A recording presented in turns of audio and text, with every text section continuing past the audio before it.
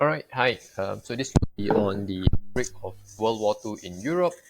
Gonna try mixing the concept map together with the timeline and also putting a physical map there so that I can make certain references along the way. Right. So as mentioned before, at this point of time, what's normally useful is for you to actually also have your slides open because as much as I am doing this via the graphic organizer or the mind map, I am actually making reference to the slides as well. So just as the just as how the textbook organizes this content, right? We do have we do have I just noticed a typo, right? Three main factors here. One being the failure of League of Nations.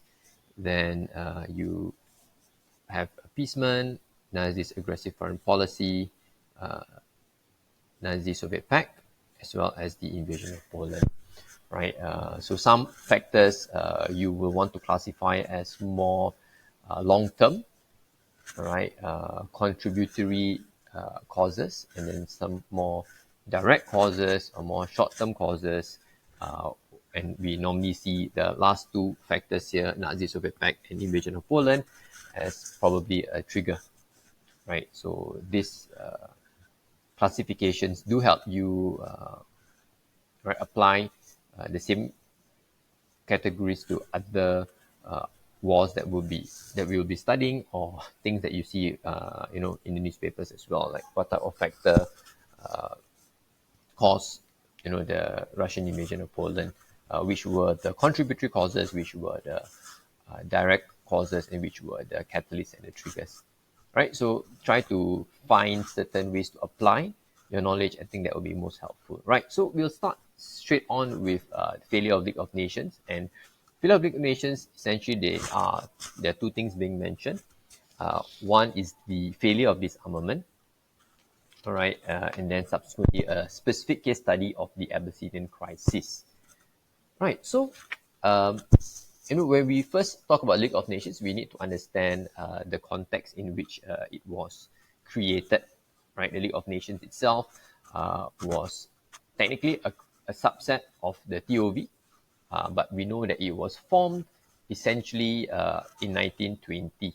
Right, so if you look at the timeline here, yep, the League of Nations formed in 1920, just after the Paris Peace Conference, and both events actually had two very clear purposes, which was to actually prevent war from happening again, prevent another global war. All right, so this was the focus of chapter 1, actually trying to understand how the world tried to find ways to ensure that war can be prevented. And then we are going to study chapter 4, or this particular chapter, to understand how these efforts ultimately failed. Okay, so we're going to look at League of Nations, and we know that they're going to struggle, all right, to maintain international peace. And okay, just to connect a bit to the chapter on the League of Nations from chapter 1, to know that the two main focus of the League of Nations would be to promote collective security. Right, this was their way in which they wanted to ensure that trying to spell this moment that looks hideous. Yeah. Okay, promote collective security and then promote disarmament. Okay, I'm saying this because so that it allows me to see that, all right, what exactly happened with regards to disarmament. Disarmament was this effort to try and reduce everyone to a level whereby if they have weapons, it's purely for self-defense and it's not intent for to attack. And they can bear comfort or take comfort in the fact that because there is collective security, people will come to their aid. There's no real need to have excessive weapons, really. Okay, I mean, that was the intent. Right, so we'll see in the 1920s how efforts at disarmament ultimately failed. All right. Okay, so some of the examples here essentially, right, examples or evidence of efforts made at trying to promote disarmament. Right. So first off, you have the Washington Naval Conference of 1921-22. All right, where the ratio was 5:5:3. So if you can remember that, that's good. All right, with America getting 5, Britain 5, and Japan 3.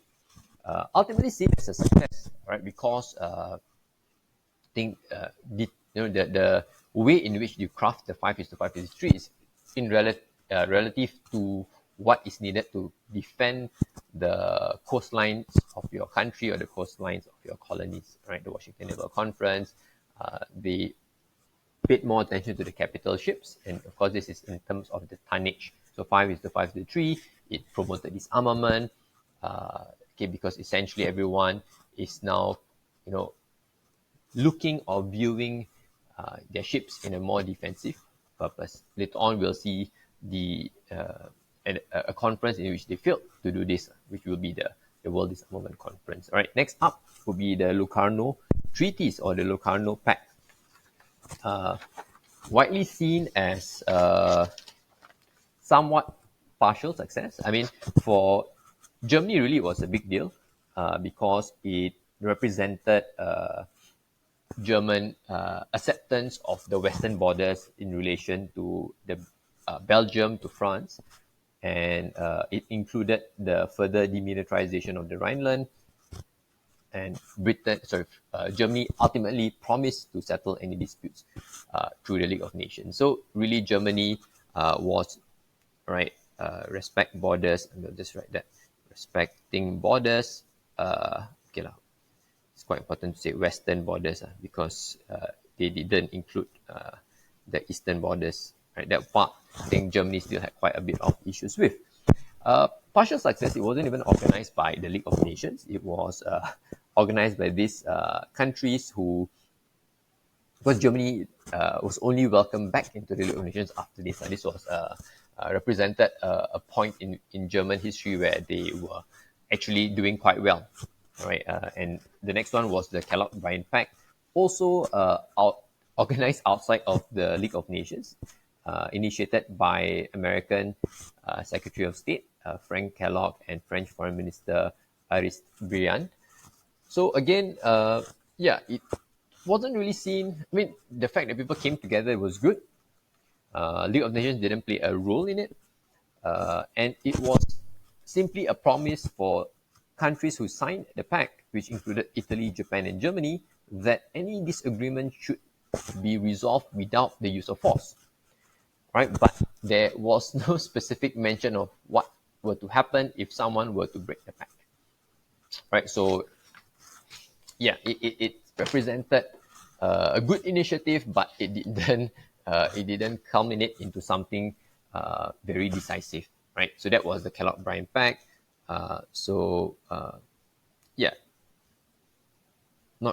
Not a success. Okay, then we're going to look at the main one, and this is the one that you absolutely must know. You can have likely source-based case studies on this, so your content knowledge must be there. The World Disarmament Conference,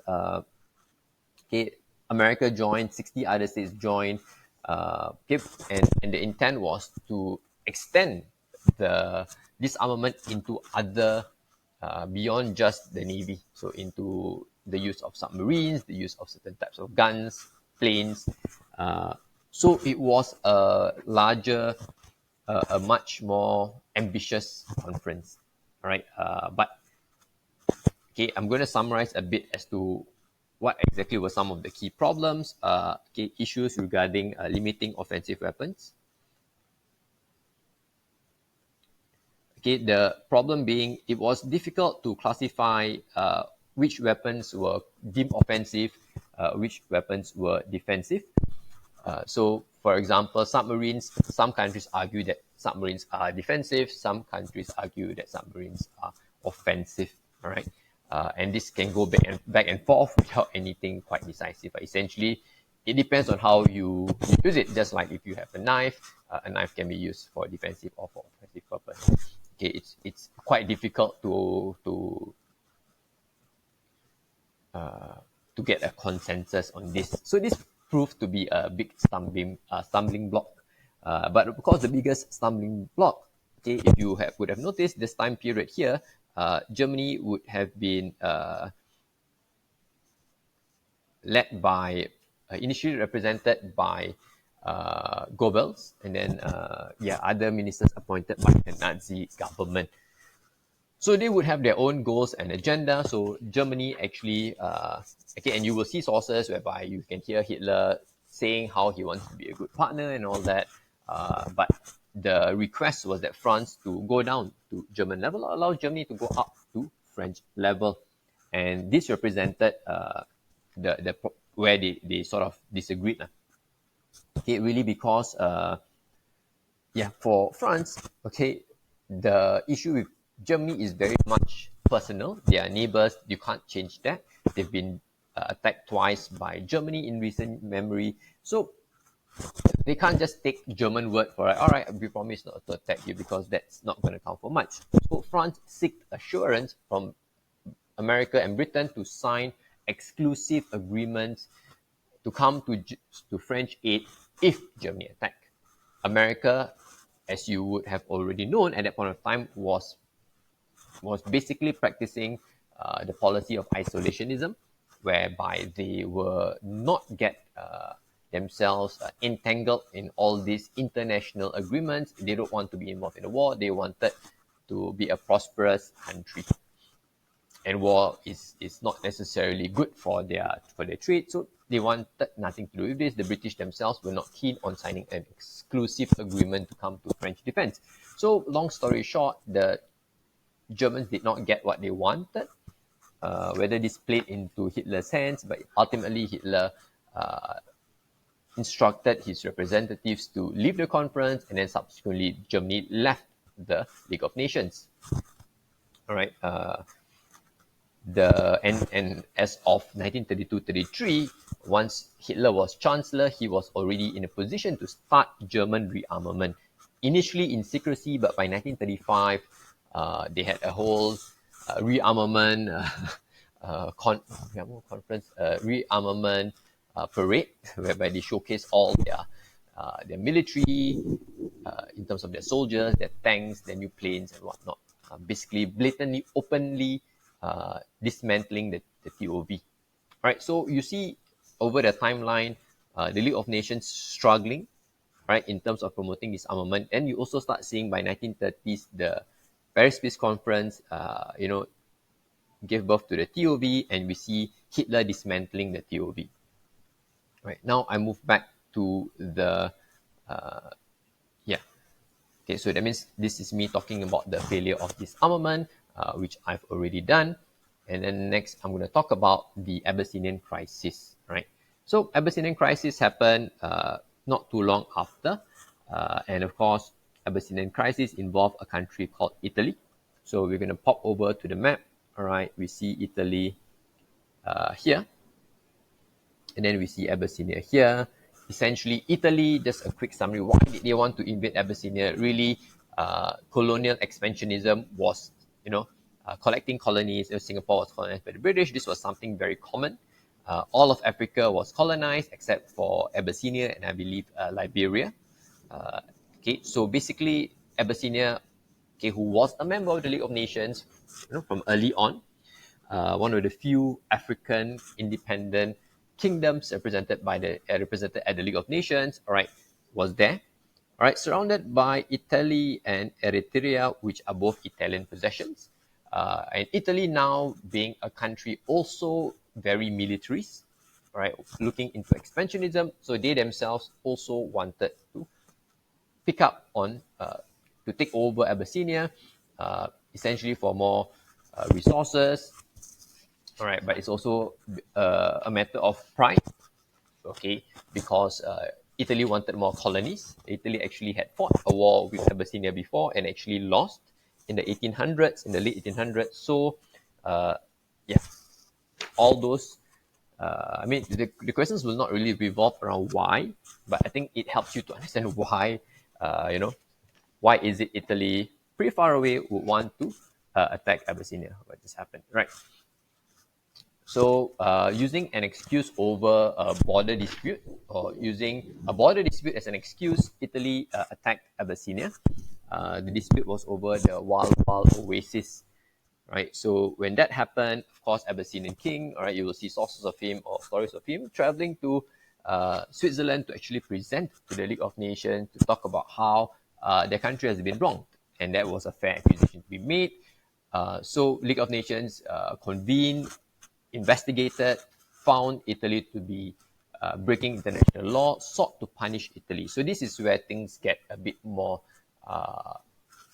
murky, controversial. How was the League of Nations going to punish Italy, a member country, a permanent member of the League of Nations? All right. Already previously in the Japanese invasion of Manchuria, they had a problem with one member. He left. Germany have left. Now it's Italy. Right. Britain and France knew the leaders of the British and France were the leaders of the League of Nations. They saw this to be wrong. They knew it was wrong. They wanted to punish Italy, but at the same time, they viewed Italy as a close ally, especially because they see Germany to be a threat. They thought that Italy could still be an ally to deal with Hitler. So how do you punish a country that you still want to maintain relations with? All right. So of course, through the League of Nations, they imposed sanctions, which is to stop trade with Italy. Crucially, though, the League of Nations, as well as Britain and France, failed to stop the export of oil, which many saw as the most decisive sanction to actually introduce. You stop the export of oil, Italy will not have the resources to actually continue with the war. Right? So oil is really the lifeline, the blood of war, and it's actually an important resource. And also, Britain and France had the opportunity to stop Italy because they controlled the Suez Canal seen here. Right? So they could have closed the Suez Canal, but they feared that again this would anger Italy tremendously, and they would also fear that this would escalate the tensions between Britain, France, and Italy, and could actually lead to a conflict itself. Right? Britain and France then tried to mediate by offering the Hall-Laval Pact, which is an agreement to give 2/3 of Abyssinia to Italy and then 1/3 to the Abyssinian king. When news of this leaked out, the Hall and Laval both were condemned for siding with the aggressor or rewarding the aggressor, and then they backed away from the proposal to make. And the end of the day, the worst thing that happened was that Italy then got away scot-free, and they got all of Abyssinia. Right. Of course, when we are looking at this, so that's the Abyssinian crisis. We're looking at this. We're thinking, how does this play into?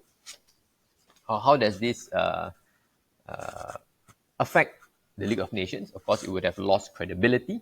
And of course, how would this have impacted people like Hitler, all right, who also has his own ambitions, all right? How will this play into that? Okay, which brings us to the third point, Hitler's aims and beliefs. So, yep, Hitler's aims, okay, he believes in, of course, Lebensraum, right? Okay, destroy TOV, right? That's the easy one. Destroy communism.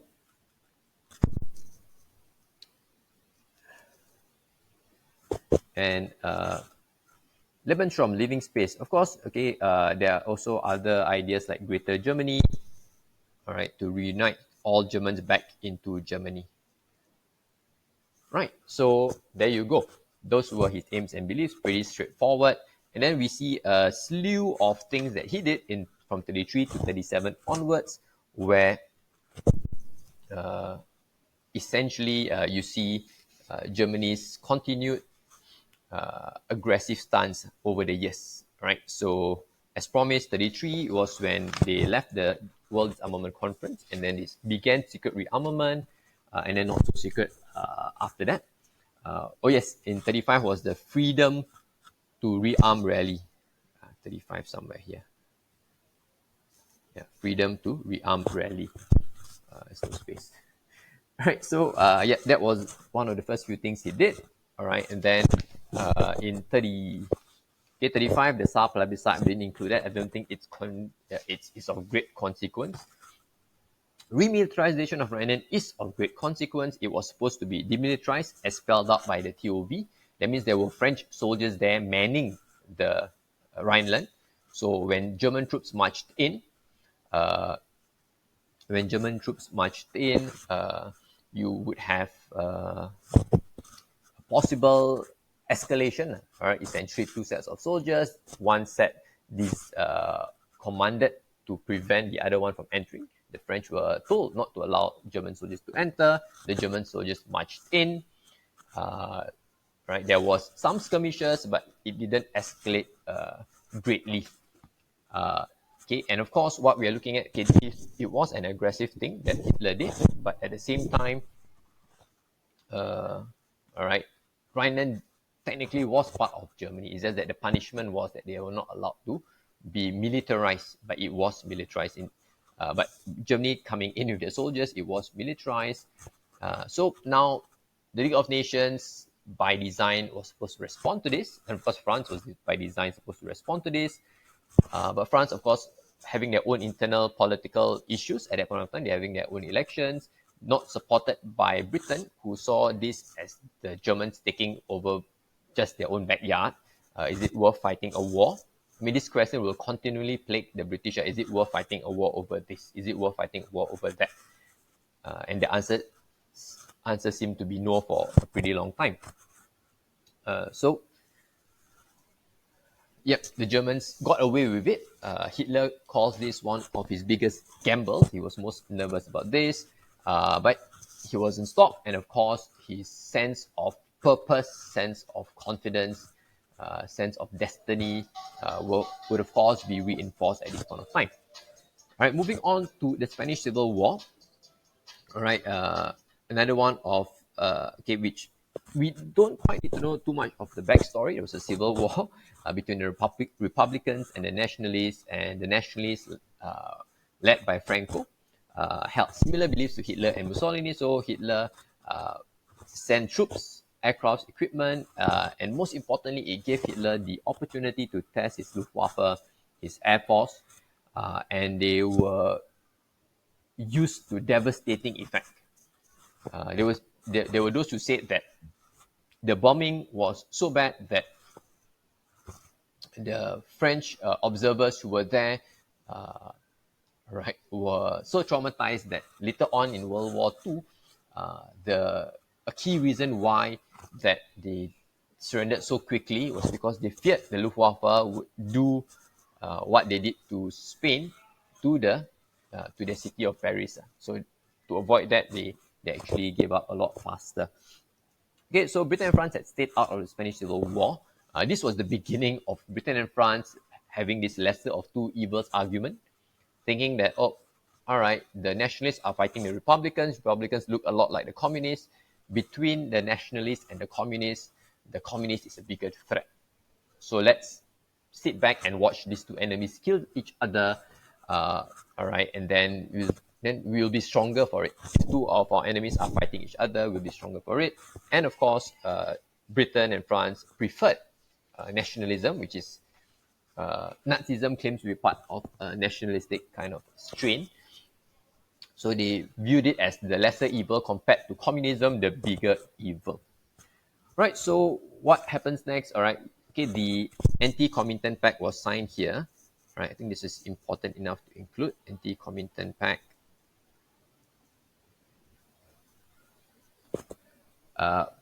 Essentially, this was Germany and Japan signing a pact to rebel against international spread of communism.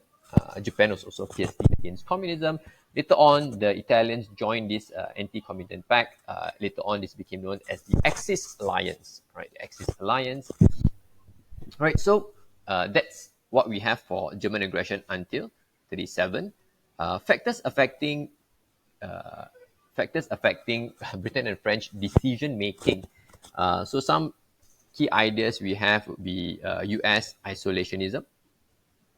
The fact that USA wasn't there was a big problem for Germany. There was some sympathy as well for the Germans. So these were things that were in the back of the minds of the British leaders that made them more likely to give in during the Rhineland to the Spanish Civil War. They were prioritizing their own national interests. there was some misjudgment of Hitler as well. Misjudgment meaning they actually thought that Hitler was someone they could actually deal with. You know, eventually, if you give in sufficiently to Hitler, right, he will be satisfied and he will stop making demands. That was that misjudgment that the British especially had. And of course, appeasement, which we are moving on into now here. All right. Okay, was very much a policy championed by Chamberlain. Right. So we need to recognize Chamberlain's pictures. This is a source-based topic. Okay, it's unfortunate I don't have him here, but ultimately, yeah, appeasement. The poster boy of appeasement is Neville Chamberlain. Right, and the first clear or the first example we give of appeasement, I think Anschluss, which is union with Austria. Okay, just some quick backstory. Hitler himself was born in Austria. People of Austria are considered Germans. In the 1800s, they were to prevent, you know, basically the long story is Germany and Austria had an opportunity to actually have been united in the 1800s. But because Austria at that time was such a vast empire with many other nationalities, the leaders of the German side felt that it would dilute the purity of the German empire if they were to combine with the Austrian Empire. So therefore, they kept themselves separate, right? But yeah, I'm not trying to say that it was right for them to unite, but there's a long history between Germany and Austria as well. So essentially, what Hitler did was to pressure the Austrian Nazis to create problems for the Austrian Prime Minister, okay, and then to cause trouble in Austria, get the Austrian Nazis to cause trouble, and then use it as an excuse to then send in German soldiers to settle the disturbances. Subsequently, there was a referendum.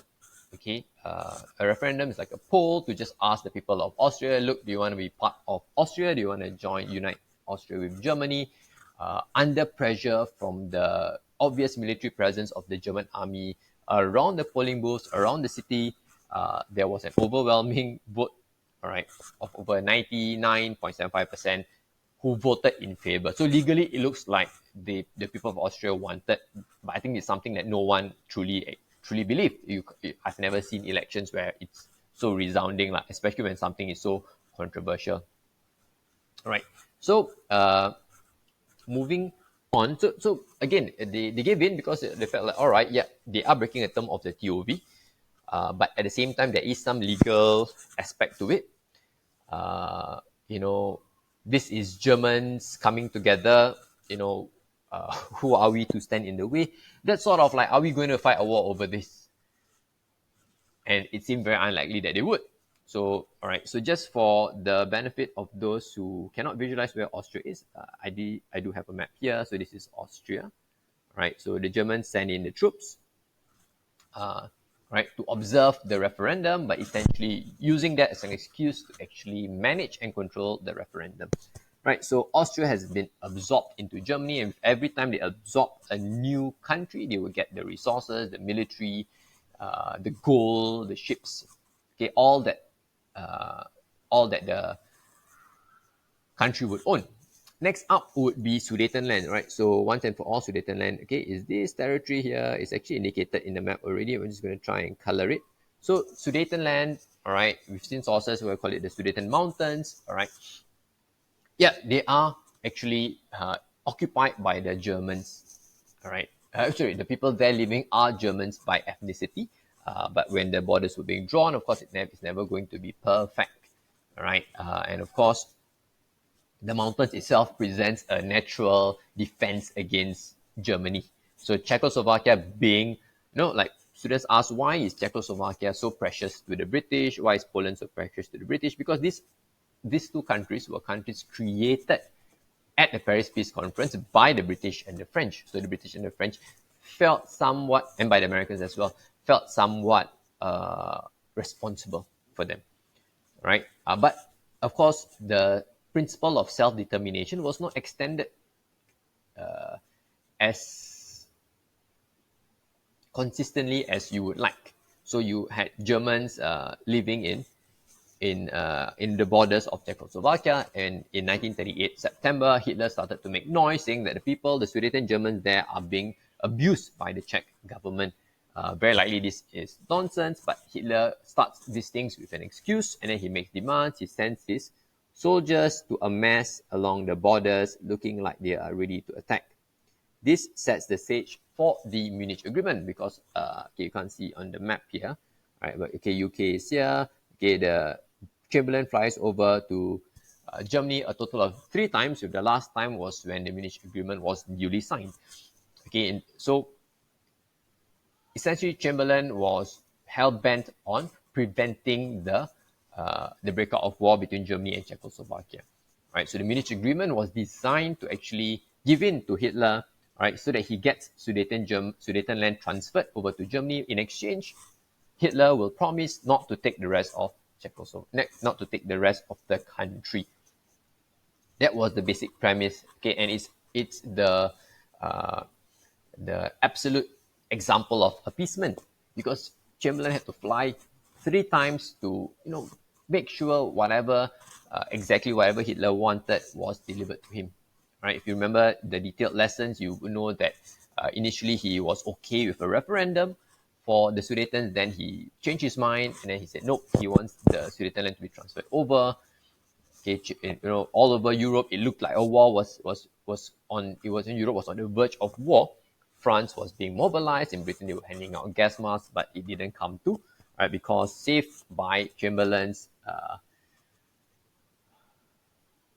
just saved by Chamberlain's sense of duty to his people, I suppose, right? So that brings us to, let me just glance at we did Anschluss, union with Austria. Then, then we are at the Munich Agreement, all right, and of course, which allows me to say that okay, he spent a total of 6 months with Sudetenland, and then finally he invaded the rest of Czechoslovakia, which marks the end of appeasement, right? The invasion of Czechoslovakia is important, because the appeasement eventually had an end when they realized it didn't work. All right, so when Germany betrayed the Munich Agreement, all right, and when they invaded all of Czechoslovakia, they annexed all of this became theirs. All right, Britain and France panicked, and then they flew over to Warsaw to meet the leaders of Poland, to guarantee the leaders of Poland that they will come to support Poland. All right, they mean business now. Right, they mean business now. They're not going to be appeasing Hitler anymore, because Hitler is not a respectable statesman. All right. So, which brings us to the stage of the Nazi-Soviet Pact. So, I have two maps here.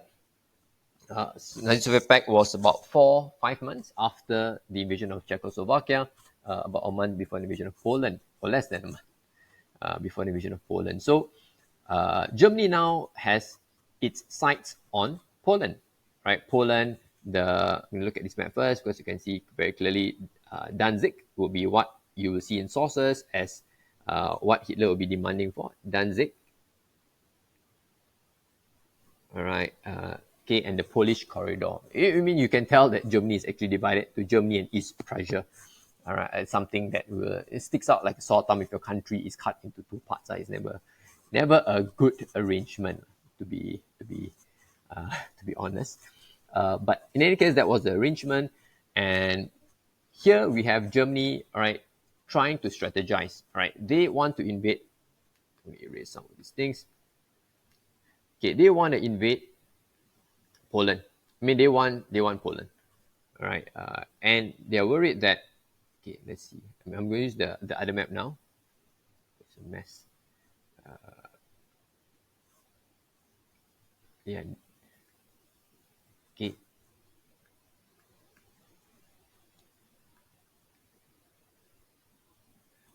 Right. Germany wants to invade Poland, right? But they are worried of a war on two fronts, right? They're worried that, okay, whilst attacking Poland, all right, you scare Soviet Union. I mean, they're not worried about defeating Poland, right?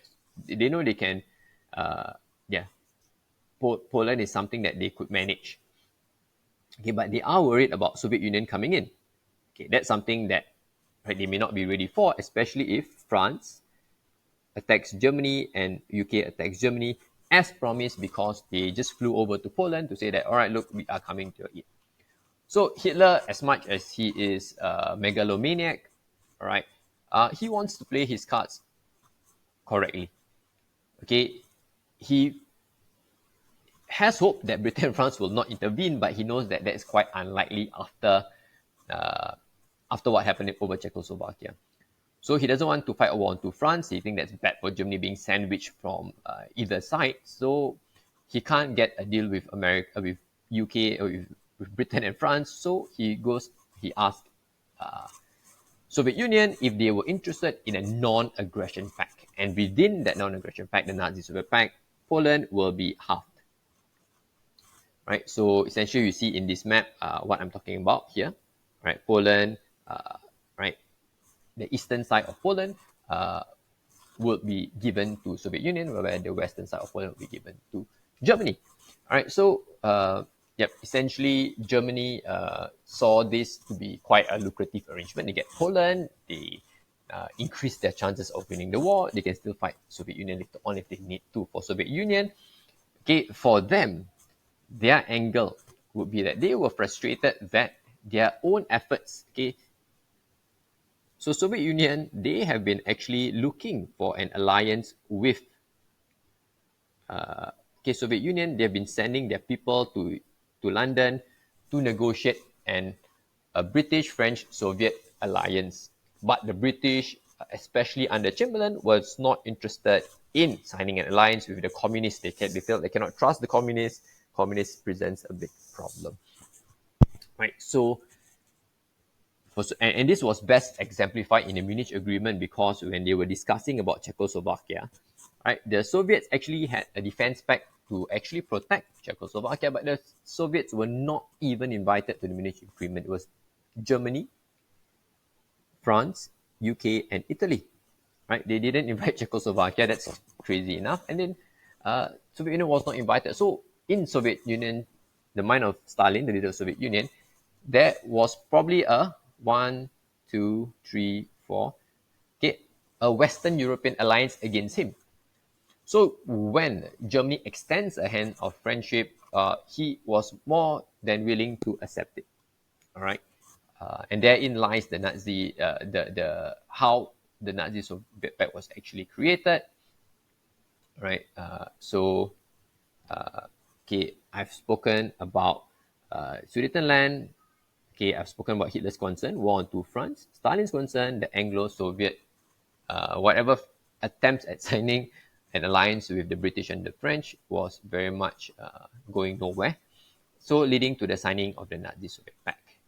And that was basically, it tightened the noose around Poland and waiting for just Germany and Soviet Union to pull on either side, leading to the invasion of Poland, which ultimately led to the outbreak of war in Europe, because Britain and France must come in. Right, so you see how the alliance arrangement comes in to cause a European war at this point of time, later escalating into an international war. Right, the system of alliance that collective security of League of Nations was trying to stop from happening re-emerged. Rearmament, something League of Nations tried to prevent, re-emerged in the 1930s. So ultimately, all the same ingredients that prompted, contributed, caused World War One in play again, causing World War II in this sense. Because the moment Germany invaded Poland, Soviet Union taps in. So you have a 3-country war. Britain and France taps in. You have a 5-country war. It doesn't make sense to call it the British, French, Soviet, German, Polish war. And of course, Germany went on a rampage to attack Norway, to attack Denmark, to then attack Netherlands, Belgium, and you have the African theatre opening and the Asian theatre opening as well. All right, so that's all I have. I'm pretty sure I went way much longer than I intended, 40 minutes. That's not too bad, actually. I'm very sure you will times 1.5 or something like that. Okay, thank you.